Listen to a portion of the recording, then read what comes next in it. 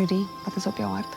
Die eerste dag het hulle gesê dat min mense besef waartoe ons gaan om jou hart oop te maak aan iemand op TV, veral in ons situasie.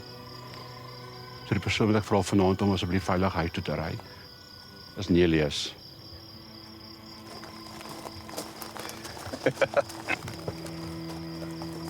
Ek dink dit is die grootste curveball. Daar's soveel emosie in my. Ek weet nie of ek moet lag, of ek moet huil, of ek moet bly wees. Ek dink nie een van ons het vanaand verwag wat nou gebeur het nie. Is jy reg vir die plaas? Wil jy res van die plaas? Ja.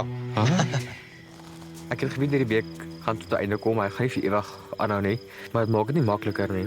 Ek sit nou hier in huil, maar ek sien iemand huis toe gaan nie. Ag, ek gaan die man mis.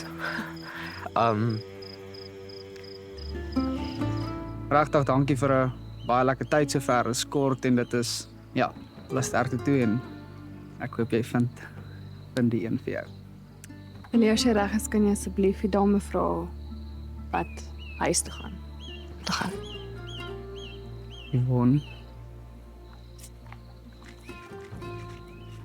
Ek sal nie heeltemal sê dit was 'n wake-up call hierdie uitstemmery nie. Ek wil meer vir hom wys hierdie week, nog meer wie ek is. Ek is baie opgewonde om nog steeds hier te wees. Ek is opgewonde om sy ouers te ontmoet en sy familie en om ook tussen meer van sy mense te sien, want ek dink dan kom soveel meer van 'n mens uit as hulle tussen hulle eie mense is.